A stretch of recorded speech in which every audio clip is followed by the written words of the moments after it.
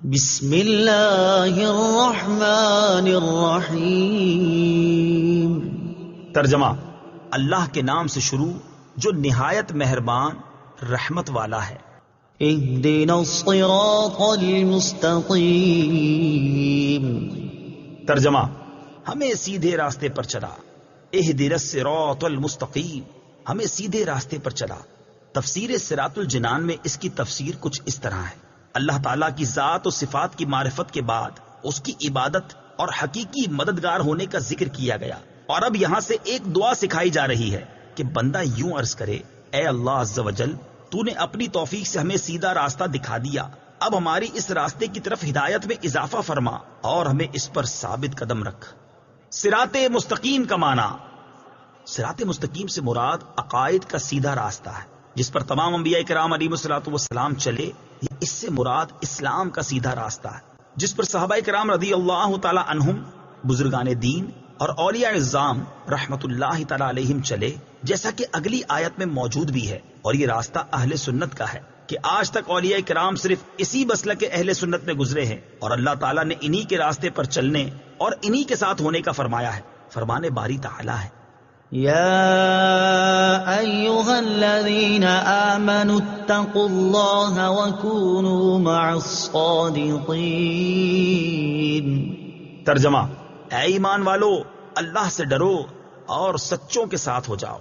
ابن ماجہ کی حدیث ہے، حضرت انس رضی اللہ تعالیٰ عنہ سے روایت ہے، سید المرسلین صلی اللہ تعالیٰ علیہ وسلم نے ارشاد فرمایا: بے شک میری امت کبھی گمراہی پر جمع نہیں ہوگی، اور جب تم لوگوں میں اختلاف دیکھو تو تم پر لازم ہے کہ سواد اعظم یعنی مسلمانوں کے بڑے گروہ کے ساتھ ہو جاؤ۔ ترمذی شریف کی حدیث ہے، حضرت عبداللہ بن عمرو رضی اللہ تعالیٰ عنہما سے روایت ہے، نبی اکرم صلی اللہ تعالیٰ علیہ وسلم نے ارشاد فرمایا: بنی اسرائیل 72 فرقوں میں تقسیم ہو گئے تھے، اور میری امت 73 فرقوں میں تقسیم ہو جائے گی، ان میں سے ایک کے علاوہ سب جہنم میں جائیں گے۔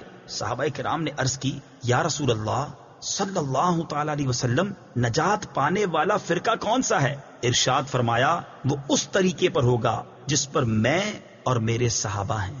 ہدایت حاصل کرنے کے ذرائع: یاد رہے کہ اللہ تعالیٰ نے ہدایت حاصل کرنے کے بہت سے ذرائع عطا فرمائے ہیں، ان میں سے چند یہ ہیں: نمبر 1، انسان کی ظاہری باطنی صلاحیتیں جنہیں استعمال کر کے وہ ہدایت حاصل کر سکتا ہے۔ نمبر 2، آسمانوں زمینوں میں اللہ تعالیٰ کی قدرت و وحدانیت پر دلالت کرنے والی نشانیاں جن میں غور و فکر کر کے انسان ہدایت پا سکتا ہے۔ نمبر 3، اللہ تعالیٰ کی نازل کردہ کتابیں، ان میں سے تورات، انجیل اور زبور قرآن پاک نازل ہونے سے پہلے لوگوں کے لیے ہدایت کا باعث تھیں، اور اب قرآن مجید لوگوں کے لیے ہدایت حاصل کرنے کا ذریعہ ہے۔ نمبر 4، اللہ تعالیٰ کے بھیجے ہوئے خاص بندے انبیاء کرام اور مرسلین اعظام علیہم الصلاۃ والسلام یہ اپنی اپنی قوموں کے لیے ہدایت حاصل کرنے کا ذریعہ تھے، اور ہمارے نبی حضرت محمد مصطفیٰ صلی اللہ تعالی علیہ وسلم قیامت تک آنے والے تمام لوگوں کے لیے ہدایت کا ذریعہ ہے۔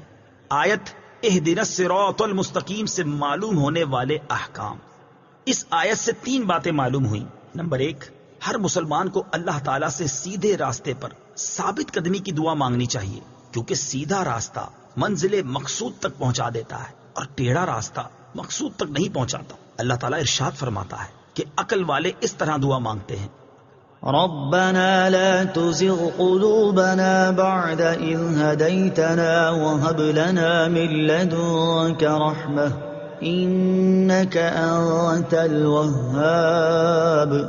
ترجمہ: اے ہمارے رب، تو نے ہمیں ہدایت عطا فرمائی ہے، اس کے بعد ہمارے دلوں کو ٹیڑھا نہ کر اور ہمیں اپنے پاس سے رحمت عطا فرما، بے شک تو بڑا عطا فرمانے والا ہے۔ ترمذی شریف کی حدیث ہے، حضرت انس رضی اللہ تعالی عنہ فرماتے ہیں، حضور پرنور صلی اللہ تعالی علیہ وسلم کثرت سے یہ دعا فرمایا کرتے تھے: یا مقلب القلوب ثبت قلبی علی دینک، اے دلوں کو پھیرنے والے میرے دل کو اپنے دین پر ثابت قدم رکھ۔ تو میں نے عرض کی: یا رسول اللہ صلی اللہ تعالی علیہ وسلم، ہم آپ پر اور جو کچھ آپ لائے ہیں اس پر ایمان رکھتے ہیں، تو کیا آپ کو ہمارے بارے میں کوئی خوف ہے؟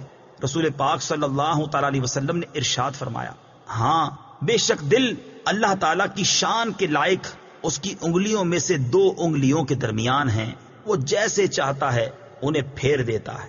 نمبر 2، عبادت کرنے کے بعد بندے کو دعا میں مشغول ہونا چاہیے، نمبر 3، صرف اپنے لیے دعا نہیں مانگنی چاہیے بلکہ سب مسلمانوں کے لیے دعا مانگنی چاہیے کہ اس طرح دعا زیادہ قبول ہوتی ہے۔ صراط الذين أنعمت عليهم غير المغضوب عليهم ولا الضالين۔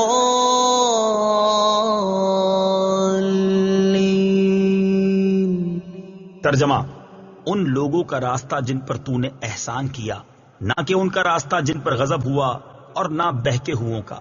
صراط الذین انعمت علیہم، ان لوگوں کا راستہ جن پر تو نے احسان کیا۔ تفسیر صراط الجنان میں اس کی تفسیر کچھ اس طرح ہے۔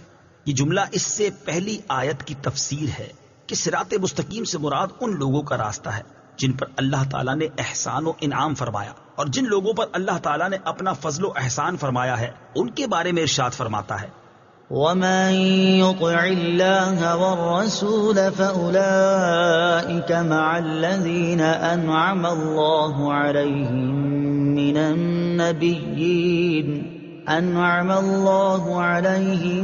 مِّنَ النَّبِيِّينَ وَالصِّدِّيقِينَ وَالشُّهَدَاءِ وَالصَّالِحِينَ وَحَسُنَ أُولَئِكَ رَفِيقًا۔ ترجمہ: اور جو اللہ اور رسول کی اطاعت کرے تو وہ ان لوگوں کے ساتھ ہوں گے جن پر اللہ نے فضل کیا، یعنی انبیاء اور صدیقین اور شہداء اور صالحین، اور یہ کتنے اچھے ساتھی ہیں۔ آیت صراط الذین انعمت علیہم سے معلوم ہونے والے مسائل۔ اس آیت سے 2 باتیں معلوم ہوئی۔ نمبر 1، جن امور پر بزرگان دین کا عمل رہا وہ صراط مستقیم میں داخل ہے۔ نمبر 2، امام فخر الدین رازی رحمت اللہ تعالی علیہ فرماتے ہیں، بعض مفسرین نے فرمایا کہ اہدنا الصراط المستقیم کے بعد صراط الذین انعمت علیہم کو ذکر کرنا اس بات کی دلیل ہے کہ مرید ہدایت اور مکاشفہ کے مقامات تک اسی صورت پہنچ سکتا ہے جب وہ کسی ایسے پیر کامل کی پیروی کرے جو درست راستے کی طرف اس کی رہنمائی کرے، غلطیوں اور گمراہیوں کی جگہوں سے اسے بچائے، کیونکہ اکثر لوگوں پر نقص غالب ہے اور ان کی عقل حق کو سمجھنے، صحیح اور غلط میں امتیاز کرنے سے قاصر ہیں۔ تو ایک ایسے کامل شخص کا ہونا ضروری ہے جس کی ناقص شخص پیروی کرے، یہاں تک کہ اس کامل شخص کی عقل کے نور سے اس ناقص شخص کی عقل بھی مضبوط ہو جائے، تو اس صورت میں وہ سعادتوں کے درجات اور کمالات کی بلندیوں تک پہنچ سکتا ہے۔ غیر المغضوب علیہم ولا الضالین، نہ کہ ان کا راستہ جن پر غضب ہوا اور نہ بہکے ہوئوں کا۔ اس کی تفسیر صراط الجنان میں ہے۔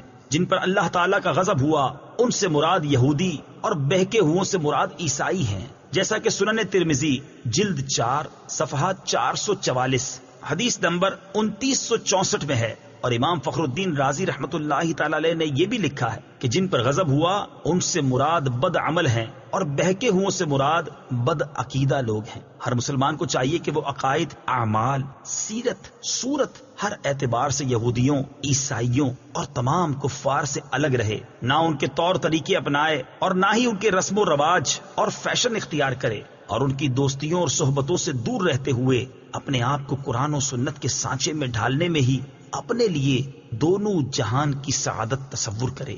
آیت ولدالین سے متعلق شرعی مسئلہ۔ بعض لوگ ولدالین کو ولضالین پڑھتے ہیں، ان کا ایسا کرنا حرام ہے۔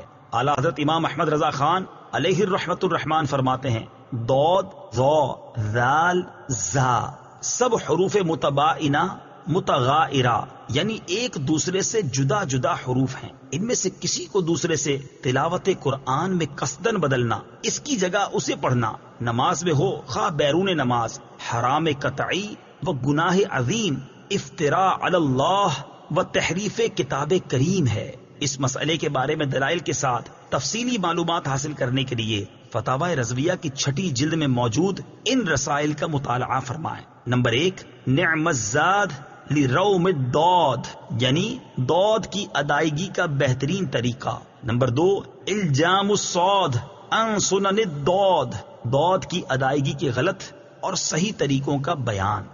آمین، اس کا ایک معنی ہے اے اللہ عز و جل تو قبول فرما، دوسرا معنی ہے اے اللہ عز و جل تو ایسا ہی فرما۔